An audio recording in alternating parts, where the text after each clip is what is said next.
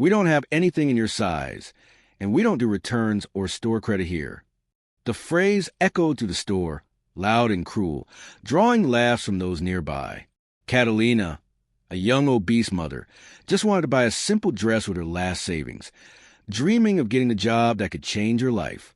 But instead of support, she received humiliation and contempt. What no one imagined is that outside, a man in an elegant suit was watching everything in silence. A millionaire who could simply go on his way, but chose to stop. He approached her and said in a low voice, "Come, I'll take care of this."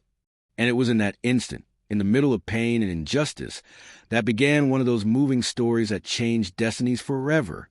In the vastness of New York City, where the constant noise of cars mixes with the calls of street vendors, Catherine Harris walked with firm steps, but her heart racing.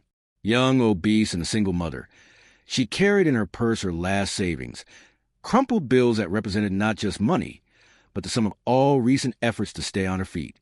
That day, she didn't want luxury or extravagance. She just wanted a simple dress, but dignified, that would give her confidence to face a job interview that could change her life. Anyone who has ever been in the position of risking the little they have to achieve something greater understands the weight of that moment. It was as if each saved coin also carried a silent promise for her son's future. Catherine knew she couldn't fail. And yet, there was in her a stubborn flame of hope, one of those that insists on shining even when the wind blows hard against it. As she pushed open the door of the discount store, Catherine was greeted by the smell of new fabric and the buzz of customers trying on clothes hastily. She walked among crowded racks, but felt as if the whole world was watching her in silence. Her eyes searched for something that was simple but elegant, affordable, but at the same time capable of conveying the strength of a woman who didn't give up despite all the falls.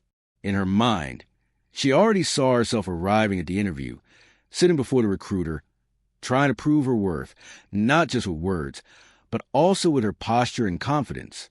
It was incredible how that piece of cloth could symbolize so much: dignity, courage, and the chance to be noticed for what really mattered. How many real stories hide in situations like this? People who need a minimum detail to show the world what they're capable of, but who face invisible barriers at every step. Catherine, in that instant, was a living portrait of that silent struggle. However, along with hope came the shadow of fear. Would the money be enough? Would she find something that fit her body? The ghost of rejection accompanied her, like a cruel reminder of other times when she had been diminished. Still, she lifted her chin and moved forward, trying not to show weakness. Anyone looking from outside might think she was just another ordinary customer, but inside, Catherine was waging a real emotional battle. It was like walking on a razor's edge. On one side, the desire to believe in a better future. On the other, the constant reminder of all the doors slammed in her face. And it was exactly in this climate of tension and expectation that the story was about to take a turn. Because even before Catherine chose the dress, life had already prepared an unexpected encounter for her, capable of changing not just that night, but her entire trajectory. Catherine, after a few minutes circling among racks and hangers, finally gathered courage to approach the sales clerk. Her heart beat fast, as if that simple request were a test of endurance. With a timid smile, she asked if there was any model that might fit her. But the answer came loaded with venom. The employee, without even disguising her contempt, raised her eyes and said loudly, "We don't have anything in your size, and we don't do returns or store credit here." The phrase cut through the air like a blade, leaving Catherine paralyzed. Worse than the refusal was the way it was said, loud enough for other people to hear. And they heard. Some customers exchanged malicious glances. Others laughed openly, as if someone's pain were free entertainment. It was more than not finding an item. It was the weight of rejection laid bare before strangers. Catherine felt her face burn, as if it were on fire. It wasn't just shame. It was a memory of all the times she had been treated as invisible or as a joke. She tried to swallow the lump in her throat, but the clerk's voice still echoed, and each laugh in the environment seemed to confirm that she had no place there. Anyone who has ever been ridiculed in public knows the feeling of wanting to disappear, vanish, find a hole to hide in. In that moment, the entire store seemed like a courtroom, and Catherine was a defendant with no right to defense. gripping the purse strapped tightly. She quickly turned toward the door. She took nothing, lost what little hope she carried. With each step, the feeling of injustice weighed more. It wasn't just about a dress. It was about dignity, about being treated as a human being. And, ironically, what should have been a place of choices and possibilities transformed into a scene of exclusion and humiliation. Outside, the air seemed heavier. Catherine breathed deeply, tried to contain her tears, but the pain overflowed. That dress, which symbolized the possibility of a better future, had transformed into a symbol of rejection. She walked aimlessly down the sidewalk, mentally repeating that she needed to be strong, that she couldn't cry in front of strangers. However, the sensation was the same as someone who, after climbing mountains with effort, is pushed back down to the valley. Many would say, it's just a dress, it's not the end of the world. But those who live moving stories like Catherine's know that it's not about the object itself, but about what it represents. And as she walked away from the store, she didn't imagine that that scene of humiliation was being observed by attentive eyes, by someone who saw not just a rejected customer, but a woman in search of dignity, and that someone was about to change everything. While Catherine left the store with hurried steps, her gaze down and her heart heavy, someone was watching her from across the street. Alexander Montgomery, a man of imposing presence, wearing an impeccable suit that drew attention even in the middle of the New York City crowd, couldn't ignore the scene he had just witnessed. He wasn't just any man. He was a millionaire known for investing in social projects, but who rarely got directly involved with the beneficiaries. His life was always surrounded by commitments, meetings, and contracts, but there was in him a hidden sensitivity that, from time to time, manifested itself before glaring injustices. And there, seeing a young mother being ridiculed in public just for trying to buy a cheap dress, ignited within him something that couldn't be ignored. What for many might seem like just another everyday episode of neglect, for Alexander sounded like a silent cry asking for justice. Alexander stood still for a few seconds, like someone measuring the consequences of intervening or moving on. After all, his position demanded discretion, and any gesture that could become news in seconds. But in that instant, he didn't see numbers, contracts, or reputation. He saw only a woman with a face marked by pain, holding a simple purse like someone protecting what little she has left. It was impossible not to think of the countless real stories he had heard throughout his life, but which often went unnoticed in the rush. How many Catherines existed scattered throughout the big cities, fighting for dignity while being crushed by prejudice and indifference? Alexander knew he couldn't change the entire world, but perhaps he could change the world of a single person. And that decision, seemingly small, had the power to transform destinies. With firm steps, Alexander crossed the street, approaching Catherine. He watched her carefully. Her shoulders dropped, betraying the weight of what she had just lived through, her eyes tearing up trying to hide the pain, and yet a posture of someone who refuses to give up. There was something magnetic in that contrast between fragility and resistance.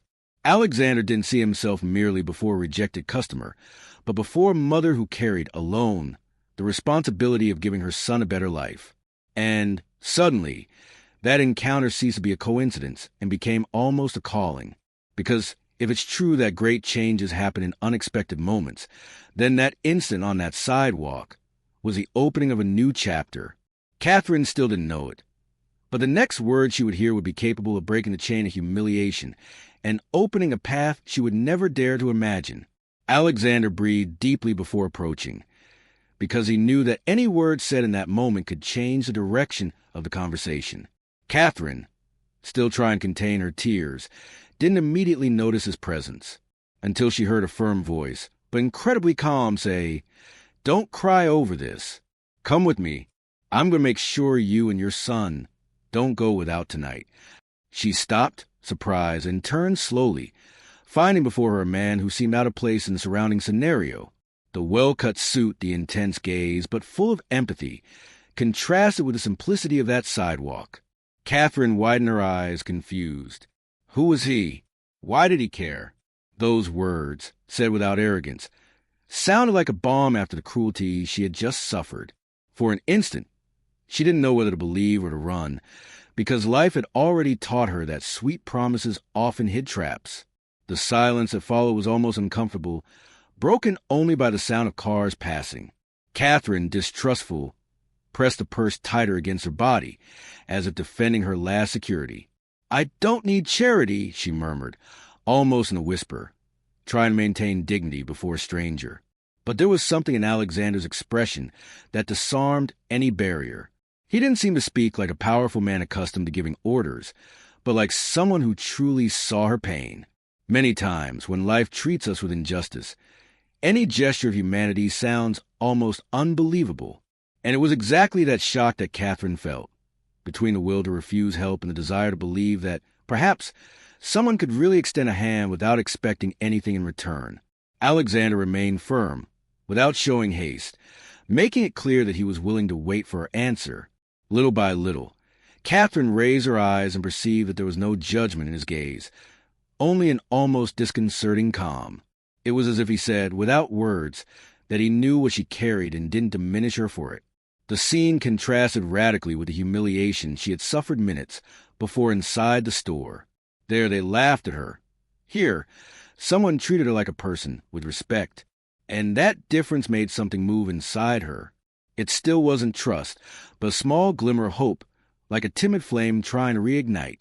She hesitated, breathed deeply, and, without realizing it, took a step toward him. Alexander, perceiving the gesture, nodded his head slightly and smiled, like someone who understands that the hardest part had already been conquered. Not full trust, but the chance to begin a dialogue. Catherine, still distrustful, didn't know that this was just the beginning of an unexpected turn in her life. Catherine breathed deeply, feeling her chest heavy with distrust. Her teary eyes still betrayed the pain she had gone through inside the store, and now, before that elegant man, the words simply escaped from her lips. "I don't want charity. I just wanted a chance to work." It was said almost in a whisper, but there was firmness in her voice. She wasn't asking for alms. She wasn't seeking pity. What she wanted was dignity. Alexander, without flinching, kept his gaze serene. He knew that the greatest wound someone can carry is not the lack of money, but the feeling of being treated as incapable. Catherine crossed her arms in an attempt to protect herself from possible disappointment. After all, how many times had they promised to help her and then disappeared? How many times did she have to swallow the frustration of believing in people who, deep down, only wanted to use her? Life had taught her to distrust, and now it wouldn't be different. Alexander leaned slightly forward, and with a calmness that clashed with the chaos around them, responded, "Then that's what you'll have, a chance." The firmness of the phrase made Catherine shudder. It wasn't a vague promise. It didn't sound like words said just a console. He spoke with the security of someone accustomed to making decisions and keeping them. Catherine looked away, trying not to be affected by that tone that mixed authority and empathy. Inside her, a conflict began. Reason said to refuse, not to trust strangers, while her heart begged for an opportunity to prove to herself that she could still start over.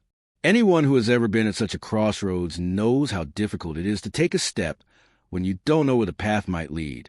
But deep down, Catherine perceived that perhaps this was the first time in a long time that someone truly believed in her. The silence that followed between the two was loaded with meanings. Catherine pressed the purse against her chest like someone grabbing a last defense, but little by little began to feel that she was before something different. It wasn't just a rich man offering help. There was something deeper, something that touched what she most desired, dignity.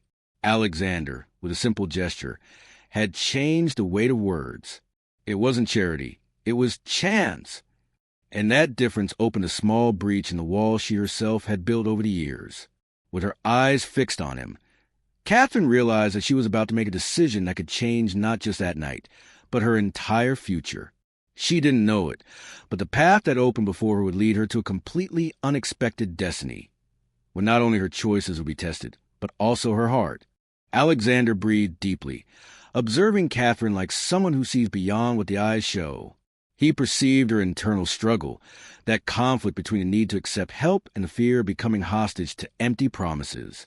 Then, with a slight smile that seemed more like an invitation to trust, he said, "Come with me. I want to show you something." Catherine widened her eyes, taking a step back. Insecurity dominated her. Never in all her life had such an elegant and confident man given her so much attention. Her instincts screamed not to go, but there was something in his serenity that made her believe. With her heart racing, Catherine shook her head in denial, but Alexander didn't give up. "It's not charity, Catherine. It's respect. You need to see what I want to offer you." The words resonated within her like a promise that challenged all the weight of past humiliations. Still hesitant, Catherine followed Alexander through the lit streets, each step accompanying the sound of his shoes against the ground. As they walked, she felt people's gazes fall upon the two of them, the man with impeccable posture and the young woman in simple clothes, with the worn purse clutched in her hands. Shame burned on her face, and she almost turned back. But Alexander walked with such naturalness beside her that he seemed indifferent to others' judgment. It was as if, being close to him, the world around lost importance. When they stopped before a huge display window with luxurious dresses displayed under golden lights, Catherine held her breath. That store was an inaccessible universe for someone like her. Her eyes shone seeing the delicate fabrics, but at the same time, her heart tightened with the cruel memory of the clerk who had humiliated her hours before. Alexander opened the store door and, before Catherine could protest, held her arm gently and said, "Today, you're going to enter as you deserve." The tinkling of the door echoed like an announcement of change. Catherine hesitated, but entered, feeling like an intruder in a world that didn't belong to her. The soft perfume in the air, the gleaming mirrors, the mannequins covered in dazzling dresses, everything seemed to shout that she wasn't in the right place. Her chest tightened, and tears threatened to emerge again. She prepared to hear malicious comments, to be judged, rejected, expelled. But, to her surprise, Alexander walked up to the sales clerk, looked her in the eyes, and, with firmness, announced, "This woman is my guest. I want you to treat her like the most important customer in this store." The words, said in a tone of authority, silenced the entire environment, and Catherine perceived that her life was about to change forever. Catherine entered the fitting room with trembling hands, still incredulous that this was happening. The employees, now obedient to Alexander's command, brought dresses of silk, chiffon and lace, pieces she would never dare to touch, much less wear. Her heart raced, divided between shame and a strange emotion she couldn't name. When the first piece slid over her body, she felt a mixture of discomfort and fascination. The soft fabric caressed her skin in a way she had never experienced. Looking at herself in the mirror, Catherine almost didn't recognize herself. It was as if a hidden version of her, hidden behind years of insecurity and humiliations, began to emerge. Still, tears welled up in her eyes. "I don't belong in this place. I'm never going to be like those women." But deep down, an internal whisper told her that maybe, just maybe, she deserved to be there. Alexander, on the other side, waited patiently, but his attentive gaze perceived every detail. When Catherine came out of the fitting room wearing an intense blue dress, with an elegant cut, time seemed to stop. She held the fabric like someone afraid of breaking something precious, avoiding raising her gaze to not face possible laughter. But instead of mockery, she found absolute silence. The employees, surprised, exchanged discreet glances. Even Alexander was speechless for a few seconds, observing her as if he were before a revelation. Catherine moved uncomfortably, murmuring that it didn't suit her, that it was too much. But Alexander took 2 steps forward, stopped before her, and said firmly, "You don't need a change to fit in a dress. The dress is what should adapt to your greatness." The words, said in a grave tone, resonated within her with a force that no mirror could reflect. Catherine brought her hands to her face, trying to contain her emotion. For the first time in a long time, she felt that someone saw her beyond appearances, beyond weight, beyond simple clothes. In that instant, it wasn't just about trying on expensive dresses, but about allowing herself to believe that she was worthy of something greater. With each change of clothes, with each new piece she wore, a part of her armor fell. The fear of being rejected, the resentment of humiliations, the pain of never having been chosen, everything seemed to give way to a spark of hope. Alexander didn't say much, but his eyes transmitted a certainty that shook her more than any cruel comment ever had. Catherine saw herself smiling before the mirror, timid, almost incredulous. And in that reflection, it wasn't just a woman dressed in blue. It was a new version of herself, ready to be born. Back at the small apartment where Catherine lived with Michael, her 7-year-old son, the atmosphere seemed heavy, but now carried a timid hope. Alexander, with the naturalness of someone who feels at ease even in simple environments, began to distribute groceries and newly purchased clothes, even school supplies for the boy. Catherine watched in silence, still incredulous at the generosity without conditions. Michael, with his eyes shining with surprise and joy, ran among the boxes, grabbing books and pencils, as if he had received a magical gift. Alexander smiled, perceiving the boy's innocence and Catherine's contained strength. For him, wealth wasn't just about money, but about being able to transform lives in a concrete, human, and close way. The scene, so simple and everyday, became extraordinary because it showed that true generosity doesn't need spotlights. Catherine felt in that moment that the injustice that had wounded her hours before began to dissipate, replaced by dignity and genuine care. After organizing everything, Alexander took one of the pots in the small kitchen and, with a simple gesture, began to cook together with Catherine. The young woman, initially uncomfortable, watched him stir the pot like someone who already knew how to balance wealth and humanity. He talked about simple things, asked questions about Michael, about the challenges of being a single mother, without ever seeming intrusive. Catherine, little by little, began to open up, telling about the early loss of her husband and the daily battles to raise her son alone. Alexander listened attentively, also revealing fragments of his own life. Despite his fortune, he didn't have a family waiting for him at home, nor moments like this share with someone who needed him. It was an encounter of humanity, where wealth didn't impose barriers and simplicity didn't diminish the greatness of those who give and receive.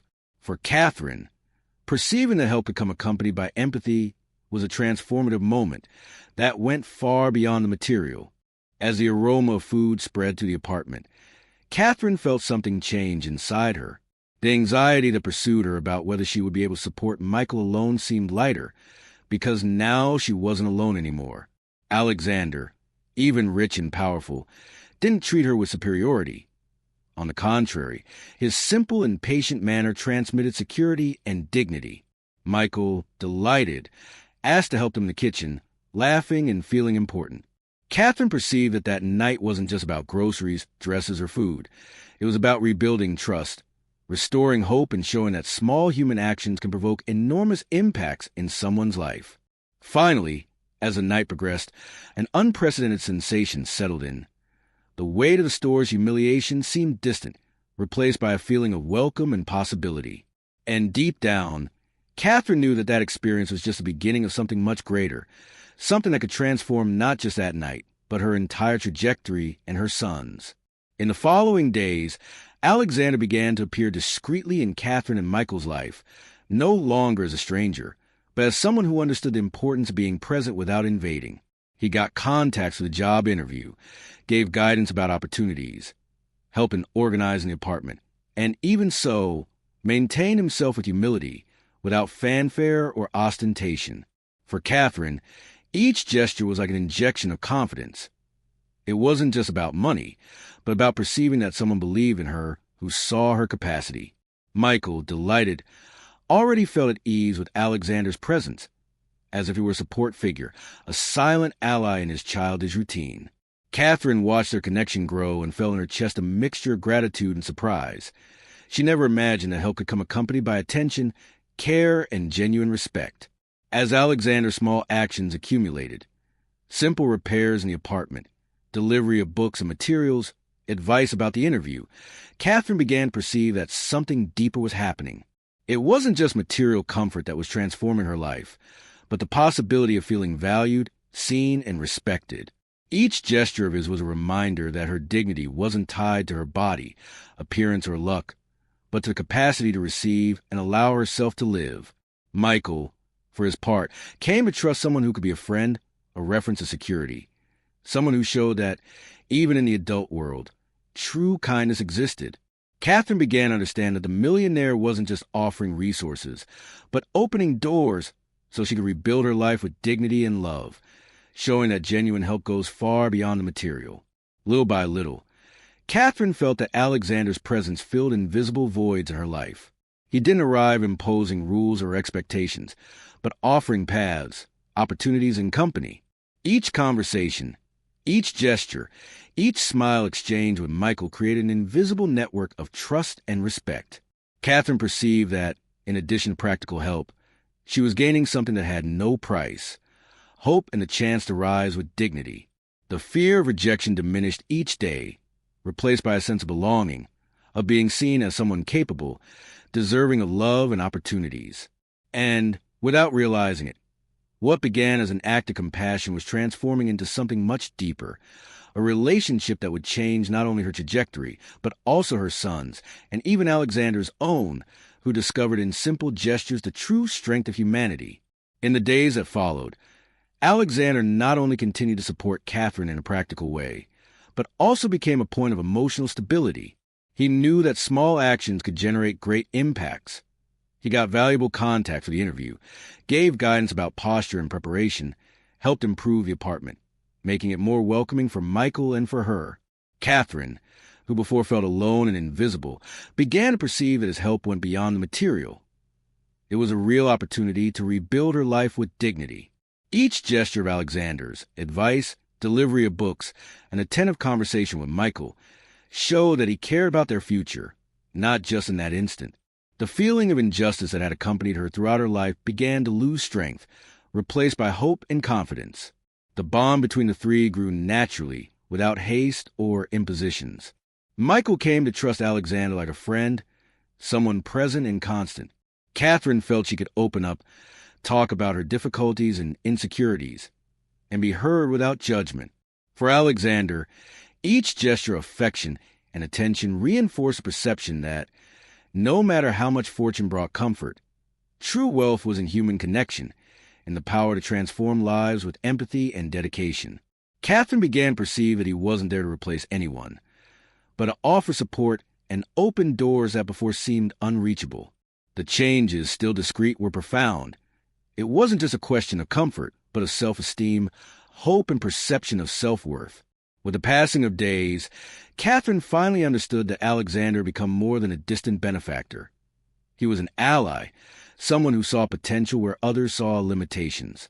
She began to feel capable of facing challenges, because now she had a secure base, support that demanded nothing beyond her dedication and courage. Michael, happy and confident, flourished before that environment of affection and attention, and Catherine felt a relief she hadn't experienced in years.